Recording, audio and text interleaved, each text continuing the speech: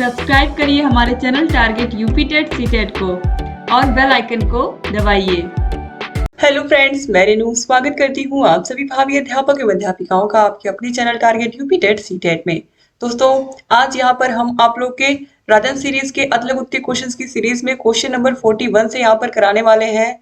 और मैंने पहले ही कहा था कि यह आपका 3 पार्ट में आएगा। अतल गुत्ती प्रश्न जो है ये दूसरा पार्ट आज यहाँ पर आप पढ़ने जा रहे हो और ये आपका फर्स्ट पेपर है शैक्षिक मूल्यांकन, आप लोगों को पता ही है। तो चलिए स्टार्ट करते हैं क्वेश्चन नंबर 41 से। और इसके पहले की वीडियोस अगर आपने नहीं देखी है तो डिस्क्रिप्शन बॉक्स और कमेंट बॉक्स में आपको लिंक मिल जाएगी। तो प्रायोगिक मूल्यांकन का संबंध किन किन विषयों से होता है? जो प्रायोगिक मूल्यांकन होता है वो किन किन विषयों में होता है, इसमें हम प्रयोग करते हैं। ऐसे कौन कौन से सब्जेक्ट है जिनमें हम प्रैक्टिकल करते हैं मेनली? तो ये साइंस होता है जिसमें फिजिक्स होती है, केमिस्ट्री होती है, बायोलॉजी होती है, भूगोल होता है, ज्योग्राफी होती है, कृषि में भी होता है प्रयोग। तो इस तरीके से ये जो सब्जेक्ट हैं इन सब में क्या होता है, प्रयोग होता है। तो ये प्रायोगिक मूल्यांकन इन्हीं विषयों से संबंधित है। इसके बाद क्वेश्चन नंबर 42 है, नवाचार की आवश्यकता या महत्व बताइए। तो नवाचार यानी कि शिक्षा में नई नई विषय वस्तुओं का समावेश करना, नए नए तरीकों के माध्यम से बच्चों को पढ़ाना, कॉन्सेप्ट को समझाना, ये सब नवाचार होता है। तो नवाचार द्वारा शिक्षा में नई विषय वस्तु का समावेश होता है। नवाचार द्वारा शिक्षण अति प्रभावी हो जाता है। फिर है क्वेश्चन नंबर 43, फॉर्मेटिव मूल्यांकन के कोई 2 लाभ बताइए। फॉर्मेटिव मूल्यांकन को हम रचनात्मक मूल्यांकन भी कहते हैं दोस्तों। तो इसके माध्यम से छात्रों के प्रारंभिक ज्ञान का मूल्यांकन होता है और इसके द्वारा छात्र की इस योग्यता का पता चलता है कि वह प्राप्त ज्ञान का दैनिक जीवन में किस प्रकार से उपयोग कर रहा है। अब इसके बाद क्वेश्चन नंबर 44 पे आते हैं, आंकलित मूल्यांकन से आप क्या समझते हैं अथवा समेटिव मूल्यांकन या आंकलित मूल्यांकन किसे कहते हैं? तो आंकलित मूल्यांकन को योगात्मक मूल्यांकन भी कहते हैं। आंकलित मूल्यांकन के द्वारा छात्रों के संज्ञानात्मक पक्ष, भावात्मक पक्ष तथा क्रियात्मक पक्ष का मूल्यांकन होता है। प्रोफेसर एस के दुबे के अनुसार आंकलित मूल्यांकन एक व्यापक क्रिया है जो कि छात्रों का शैक्षिक, व्यक्तिगत तथा एवं व्यवहारिक मूल्यांकन करती है तथा छात्रों के सभी पक्षों के विकास के स्तर को स्पष्ट करती है। तो समेटिव मूल्यांकन, आंकलित मूल्यांकन जो है ये क्या है, ये मूल्यांकन की एक व्यापक क्रिया होती है और इसमें बच्चे के संज्ञानात्मक पक्ष का, भावात्मक पक्ष का और क्रियात्मक पक्ष तीनों का मूल्यांकन होता है। 2018 में ये पूछा हुआ प्रश्न है। क्वेश्चन नंबर 45 पर आते हैं, आंकलित मूल्यांकन फॉर्मेटिव मूल्यांकन से होने वाले 2 लाभ बताइए। तो इससे छात्रों के संज्ञानात्मक पक्ष, भावात्मक पक्ष तथा कौशलात्मक पक्ष का मूल्यांकन किया जाता है। अभी आपने देखा है ऊपर क्वेश्चन में कि जो आंकलित मूल्यांकन होता है इसमें बच्चे के तीनों पक्षों का मूल्यांकन होता है, संज्ञानात्मक पक्ष, भावात्मक पक्ष और कौशलात्मक पक्ष। इसके अलावा आंकलित मूल्यांकन द्वारा छात्रों का सर्वांगीण विकास होता है क्योंकि सभी पक्षों का हम मूल्यांकन करते हैं बच्चे के, केवल उसकी पढ़ाई लिखाई ही नहीं बल्कि उसका किन किन चीजों में इंटरेस्ट है ये भी हम पता लगाते हैं और फिर बच्चे का मूल्यांकन करते हैं। क्वेश्चन नंबर 46 पे आते हैं, समस्या हमारी समाधान भी हमारा, ये किसका मूल आधार है? तो ये क्रियात्मक शोध का मूल आधार है। समस्या हमारी और हल भी हमारा, अगर हमारी प्रॉब्लम है तो उसका सोल्यूशन भी हम खुद ढूंढेंगे और यही है क्रियात्मक शोध। क्वेश्चन नंबर 47 है, ये बहुत इंपॉर्टेंट प्रश्न है कि ब्लूप्रिंट का संबंध किससे है? तो ब्लूप्रिंट का जो संबंध है वो प्रश्न पत्र निर्माण से है, क्वेश्चन पेपर बनाने से है। बहुत इंपॉर्टेंट प्रश्न है दोस्तों, याद रखिएगा। के बाद क्वेश्चन नंबर 48 पे आते हैं, शैक्षिक क्षेत्र में क्रियात्मक अनुसंधान का प्रयोग किसने किया था? शिक्षा के क्षेत्र में सबसे पहले क्रियात्मक अनुसंधान का प्रयोग किसने किया था? तो किसने किया था? स्टीफन एम कोरे ने किया था। किसने किया था? स्टीफन एम कोरे ने किया था। बहुत इंपॉर्टेंट है ये भी प्रश्न। अब इसके बाद दोस्तों आगे आते हैं हम क्वेश्चन नंबर 49 पर, बचाव निदान का उच्चतम स्तर है, ये किसका कथन है दोस्तों? तो ये भी इंपॉर्टेंट है। जो इंपॉर्टेंट है वो मैं बता दे रही हूँ आप लोगों को क्योंकि ये बार बार एग्जाम में रिपीट होते हैं और ये ऐसे क्वेश्चन है जो केवल आपके यहाँ पर डीएलएड में ही काम नहीं आएंगे बल्कि आपके यूपी टेट और सुपर टेट में भी ये सारे प्रश्न काम आएंगे। तो बचाव निदान का उच्चतम स्तर है, ये कथन रॉस का है, रॉस का कथन है। क्वेश्चन नंबर 50 है, वार्षिक मूल्यांकन क्या होता है? तो सत्र के अंत में किया जाने वाला मूल्यांकन क्या होता है? वार्षिक मूल्यांकन होता है। तो जब सत्र खत्म होता है तो उस समय कौन सा बच्चों का कौन सा मूल्यांकन होता है? वार्षिक मूल्यांकन होता है। क्वेश्चन नंबर 51 पे आते हैं, संज्ञानात्मक पक्ष का संबंध मूल्यांकन के किन पक्षों से है? तो संज्ञानात्मक पक्ष के अंतर्गत 6 पक्ष होते हैं या 6 स्तर होते हैं। सबसे पहले ज्ञान, बच्चे को हम क्या देते हैं? ज्ञान ही देते हैं स्कूल में। उसके बाद बच्चा उसका बोध करता है, समझता है, फिर उसको अपने दैनिक जीवन में प्रयोग करता है, फिर विश्लेषण करता है, उसके बारे में सोचता विचारता है, फिर संश्लेषण भी करता है, और फिर लास्ट में हम बच्चे का क्या करते हैं? मूल्यांकन करते हैं। तो ये सारी चीजें संज्ञानात्मक पक्ष के अंतर्गत आती हैं, और ये 6 का नाम जो है आपको बिल्कुल याद होना चाहिए कि संज्ञानात्मक पक्ष के अंदर कितने पक्ष होते हैं। क्वेश्चन नंबर 52 है, क्रियात्मक शोध की 2 आवश्यकता या महत्व बताइए, अथवा शिक्षा के क्षेत्र में क्रियात्मक शोध की क्या आवश्यकता है?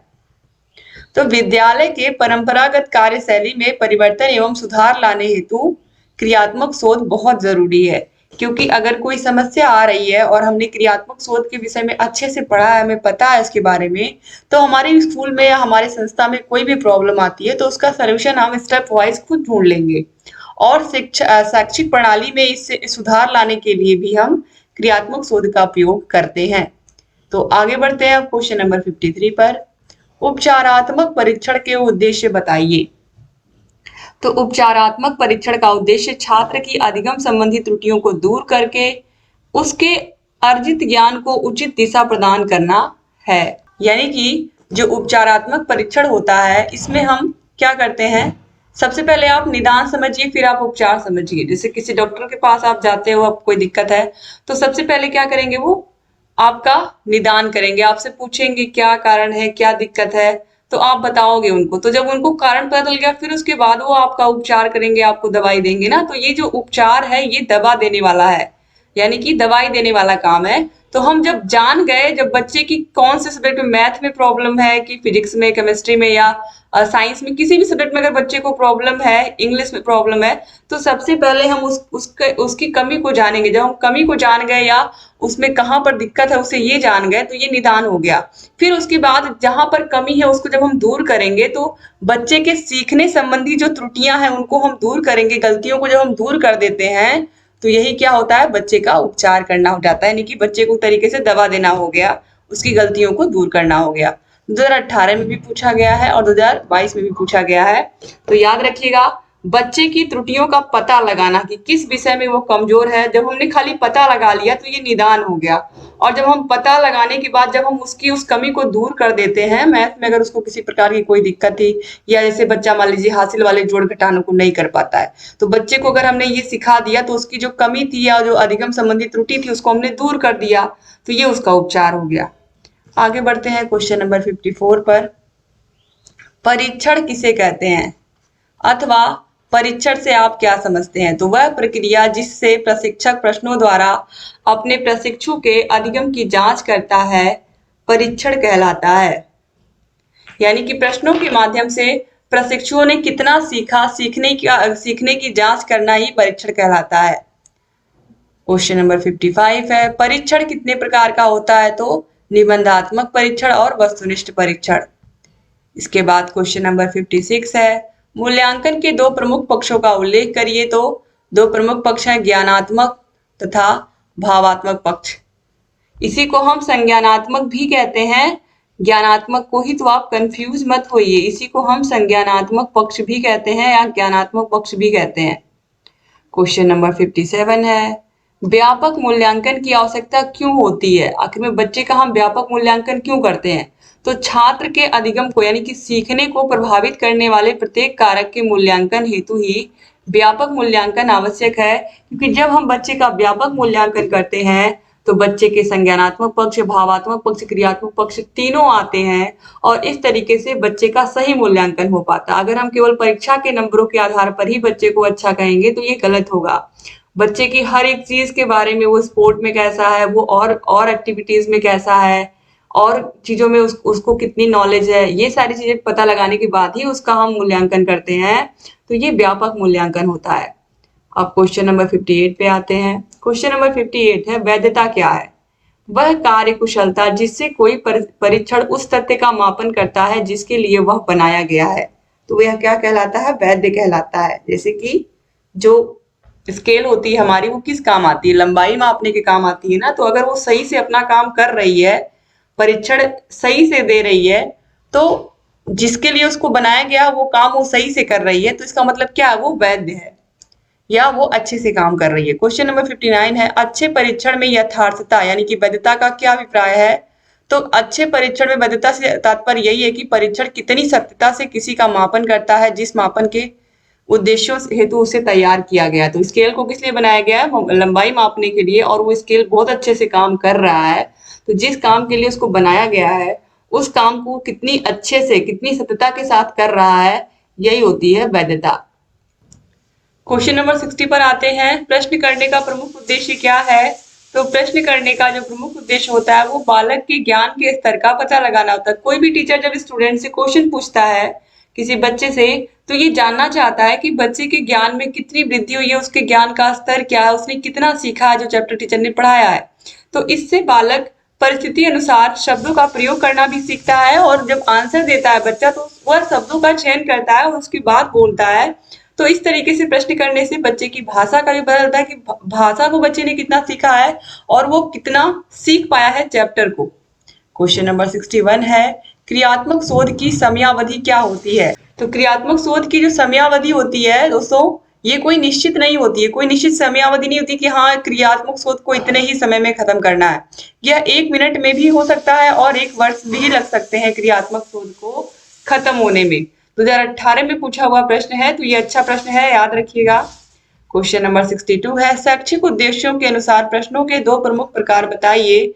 तो वस्तुनिष्ठ प्रश्न और निबंधात्मक प्रश्न। इसके बाद क्वेश्चन नंबर 63 पर आते हैं, क्रियात्मक शोध को परिभाषित कीजिए अथवा क्रियात्मक शोध का अर्थ स्पष्ट कीजिए। बहुत ही आसान है, रटने की जरूरत ही नहीं है। हमारे कार्य क्षेत्र में, हमारे विद्यालय में, हमारी संस्था में अगर कोई समस्या आती है तो उस समस्या के कारणों को जान करके उसके समाधान के लिए जो हम प्रयास करते हैं वही होता है क्रियात्मक शोध। यानी कि हमारे कार्य क्षेत्र में, हमारी संस्था में अगर कोई समस्या आती है तो उसका समाधान, हम उसके कारणों को जानने के बाद जो उसका समाधान करते हैं वही क्या होता है, क्रियात्मक शोध होता है। 2019 में पूछा हुआ प्रश्न है। क्वेश्चन नंबर 64 है, शिक्षा के क्षेत्र में क्रियात्मक शोध की क्या आवश्यकता है? तो शिक्षा के क्षेत्र में कम समय में अपनी समस्त समस्याओं का समाधान खोजना ही क्रियात्मक शोध से ही संभव है। इसके बाद क्वेश्चन नंबर 65 पर आते हैं, क्रियात्मक शोध में परिकल्पना का क्या अर्थ होता है? तो ये ऑलरेडी आपने पिछली वीडियो में देखा ही था, पिछली क्लास में, कि जो परिकल्पना होती है इससे क्या होता है, परिकल्पना से अभिप्राय उन क्रिया विधियों से होता है जिसके द्वारा समस्या को समाप्त करने के लिए प्रयास किया जाता है। यानी कि जो परिकल्पना होती है इससे जैसे हमारे सामने कोई भी समस्या आती है तो उसके समाधान के बारे में हम सोचने लगते हैं। तो वही जो सोचना है वही क्या है, परिकल्पना है, कि हम अलग अलग हल के बारे में, अलग अलग उत्तरों के बारे में, उस समस्या के हम अलग अलग समस्या के हल को जानने का प्रयास करते हैं अलग अलग माध्यम से, या अलग तरीके से जब हम सोचते हैं तो अलग अलग तरीके के हमारे मन में विचार आते हैं, और वो जो विचार है वही क्या होते हैं, परिकल्पना होते हैं। अलग अलग तरीके से हम सोचते हैं कि इस तरीके से करेंगे तो इस समस्या का हल निकल जाएगा, ये तरीका सही होगा, तो इस तरीके से हम सोचते हैं। तो जो अलग अलग तरीके हैं जिनके द्वारा हम समस्या के हल को सोचते हैं वही होता है क्रियात्मक शोध में परिकल्पना। क्वेश्चन नंबर 66 पे आते हैं, मांसपेशियां एवं आंगिक गतिविधियां मूल्यांकन के किस पक्ष से संबंधित हैं? तो ये दोस्तों आंगिक गतिविधियां हमारे अंगों की गतिविधियां, तो मूल्यांकन के ये कौशलात्मक पक्ष में आती हैं। 2019 में पूछा हुआ प्रश्न है। क्वेश्चन नंबर 67 है, मूल्यांकन का लक्ष्य स्पष्ट कीजिए। तो मूल्यांकन का जो लक्ष्य होता है पृष्ठपोषण होता है। पृष्ठपोषण का मतलब क्या होता है कि जो बच्चों को आपने पढ़ाया है, आपने तो बच्चों को पढ़ा दिया, अब बच्चे ने कितना समझा, वो किस तरीके से फीडबैक दे रहा है जो आपने पढ़ाया, उसी को हम कहते हैं पृष्ठपोषण, यानी कि इसको इंग्लिश में हम फीडबैक ही कहते हैं। अभिप्रेरणा, अधिगम में वृद्धि, शिक्षण की गुणवत्ता बढ़ाना, वर्गीकरण, चयन, निर्देशन में मदद देना आदि है। क्वेश्चन नंबर 68 है, उपचारात्मक शिक्षण क्या है? छात्रों की त्रुटियों का ज्ञान होने पर उन्हें दूर करने हेतु किया जाने वाला शिक्षण ही उपचारात्मक शिक्षण कहलाता है। क्वेश्चन नंबर 69 है, क्रियात्मक शोध के चरण प्रदत्त विश्लेषण से आपका क्या आशय है? तो क्रियात्मक शोध के चरण प्रदत्त विश्लेषण में शोधकर्ता निम्न प्रकार के विश्लेषण करता है: शोध से पूर्व की स्थिति, शोध के बाद की स्थिति। उपयुक्त दोनों स्थितियों का तुलनात्मक अध्ययन करने पर यह ज्ञात होता है कि समस्या का समाधान कहाँ तक हुआ है। क्वेश्चन नंबर 70 है, अवलोकन क्या है? अवलोकन क्रियात्मक शोध का एक उपकरण है जिसके अंतर्गत शोधकर्ता समस्या के बारे में जानकारी प्राप्त करता है। समस्या से संबंधित विभिन्न स्थितियों की जानकारी विभिन्न माध्यमों से प्राप्त करना ही अवलोकन कहलाता है। क्वेश्चन नंबर 71 है, प्रश्नावली से आप क्या समझते हैं? तो प्रश्नावली क्रियात्मक शोध का उपकरण है। शोधकर्ता समस्या के समाधान हेतु स्रोत से विभिन्न जानकारी प्रश्न कर प्राप्त करता है। क्वेश्चन नंबर 72 है, सतत तथा व्यापक मूल्यांकन कब से लागू हुआ? तो ये 2009 से लागू हुआ है, याद रखिएगा। क्वेश्चन नंबर 73 है, युग्म मूल्यांकन से आप क्या समझते हैं? तो युग्म मूल्यांकन में जोड़ा बनाने वाले प्रश्न आते हैं। इसमें दो समूहों में शब्द जोड़े में दिए रहते हैं। बच्चों से सही जोड़े बनवाए जाते हैं, जैसे एक तरफ राज्य दे दिया गया और एक तरफ राजधानी दे दी गई। ठीक है, तो यहाँ पर ये ए हो गया, ये बी हो गया। तो यहाँ पर जैसे मान लीजिए बिहार है, यूपी है, इस तरीके से दिल्ली है और यहाँ पर उनकी राजधानी, यहाँ पर बिहार है, यूपी है, राजस्थान है और यहाँ पर उनकी राजधानियां दी हुई हैं। तो इस तरीके से यहाँ पर हम क्या करेंगे, मिलाएंगे। ठीक है उनको। तो इस तरीके से यहाँ पर जो जोड़े वाले प्रश्न होते हैं वो यहाँ पर इस तरीके से बच्चों को युग्म मूल्यांकन, इस तरीके से बच्चों का युग्म मूल्यांकन होता है जोड़े वाले प्रश्नों से। क्वेश्चन नंबर 74 है, क्रियात्मक शोध का अंतिम चरण क्या होता है? तो क्रियात्मक शोध का अंतिम चरण परिणाम होता है, निष्कर्ष होता है, रिजल्ट होता है कि आखिर आपने आपकी जो समस्या थी उसका हल प्राप्त कर लिया। क्वेश्चन नंबर 75 है, साक्षात्कार से आप क्या समझते हैं? तो यह क्रियात्मक शोध का एक उपकरण है। यह एक प्रकार की मौखिक प्रश्नावली है। इस विधि में शोधकर्ता एवं साक्षात्कारदाता आमने सामने बैठकर जानकारी का आदान प्रदान करते हैं। क्वेश्चन नंबर 76 है, न्यायाधीश या सैंपल की विशेषताएं क्या होती है? तो न्यायाधीश का आकार पर्याप्त होना चाहिए। न्यायाधीश का चयन इस प्रकार से किया जाता है कि वह जनसंख्या समष्टि का प्रतिनिधित्व करे, वरना इससे प्राप्त परिणाम भ्रामक हो सकते हैं। तो न्यायाधीश या सैंपल का मतलब जैसे मान लीजिए कोई जिला है या कोई राज्य है, तो अब इसकी जनसंख्या 20 करोड़ है। ठीक है, अब 20 करोड़ है तो इस 20 करोड़ में से हम 20 करोड़ लोगों पर तो पूरा रिसर्च नहीं कर सकते, इसमें से कुछ लोगों को हम लेंगे। इसमें से हमने ले लिया, मान लीजिए 20,000 लोगों को ले लिया। ठीक है, 20,000 लोगों पर हम क्या कर रहे हैं, हम कोई प्रयोग कर रहे हैं और जो 20,000 लोगों की जनसंख्या पर निकलेगा तो इस 20,000 में हम बच्चों को भी शामिल करेंगे, बड़ों को भी शामिल करेंगे, बुजुर्गों को भी शामिल करेंगे और इस 20,000 पर जो भी रिजल्ट निकलेगा तो ये 20,000 क्या हो गया, इस 20 करोड़ में से ही कहीं ना कहीं ये जो 20,000 है, ये जो 20,000 है इसी 20 करोड़ में से ही है। तो ये जो 20,000 है दोस्तों, ये क्या हो गया, इस 20 करोड़ का एक सैंपल हो गया। तो अब इसी सैंपल पर जो भी रिजल्ट आएगा वो हम इस पूरे 20 करोड़ पर उसको लागू करेंगे। तो इस तरीके से यहाँ पर इसीलिए कहा गया है कि बहुत ही ध्यान से जनसंख्या का हमें चयन करना चाहिए, नहीं तो इसका जो परिणाम होगा वो बहुत ही भ्रामक भी हो सकता है। अगर हमने केवल एक वर्ग को इसमें शामिल कर लिया, केवल बच्चों को शामिल कर लिया, तो इसका अगर हम कोई प्रयोग कर रहे हैं तो क्या होगा, वो गलत हो जाएगा क्योंकि संपूर्ण जनसंख्या पर हमको करना है। इसके बाद क्वेश्चन नंबर 77 है, मूल्यांकन में ग्रेडिंग सिस्टम को स्पष्ट करिए। तो जिस प्रकार बच्चों के शैक्षिक मूल्यांकन के बाद उन्हें श्रेणी प्रदान की जाती है, उसी प्रकार विद्यालयों में बच्चों की शैक्षिक संप्राप्ति स्तर के मापन के आधार पर विद्यालय की ग्रेडिंग की जाती है। तो विद्यालय के ग्रेडिंग सिस्टम के बिंदु कौन कौन से हैं? भौतिक परिवेश 5 अंक, सामुदायिक सहभागिता कितनी है उस पर 5 अंक, नामांकन एवं उपस्थिति बच्चों की कितनी होती है इस पर 15 अंक, शिक्षण का क्या स्तर है, बच्चों को किस तरीके से ज्ञान दिया जा रहा है 20 अंक, सत्र परीक्षा के आधार पर कितना अंक दिया गया 55, छात्रों का शैक्षिक स्तर 100 नंबर। इस तरीके से क्वेश्चन नंबर 78 है, छात्र प्रोफाइल क्या होती है? तो छात्र प्रोफाइल वह अभिलेख होता है जिसके माध्यम से बच्चों की प्रगति, विद्यालय के वातावरण से उनका समायोजन, उसके विकास की गति तथा दिशा का ज्ञान उपलब्ध होता है। यानी कि जो छात्र प्रोफाइल होती है वो बच्चे के बारे में संपूर्ण जानकारी देती है, बच्चे की वह पढ़ाई में कैसा है, उसकी प्रगति कैसी हो रही है, उसका वातावरण, उसका किस तरीके से विद्यालय के वातावरण से उसका समायोजन है कि नहीं, ये सारी बातें उसमें पता होती हैं। क्वेश्चन नंबर 79 है, मूल्यांकन हेतु कितनी परीक्षा होती है? तो सत्रीय परीक्षा होती है, अर्धवार्षिक होती है और वार्षिक परीक्षा होती है। इसके बाद क्वेश्चन नंबर 80 है, मूल्यांकन को परिभाषित कीजिए। तो मूल्यांकन वह प्रक्रिया है जिसके द्वारा यह निर्णय करते हैं कि शिक्षण लक्ष्यों को प्राप्त किया जा रहा है अथवा नहीं। तो इस तरीके से यहाँ पर आपने पार्ट 2 को भी कंप्लीट कर लिया। तो उम्मीद करती हूँ कि वीडियो आपको पसंद आई होगी। अब एक वीडियो और आएगी, पार्ट 3 भी मैं खत्म कर दूंगी।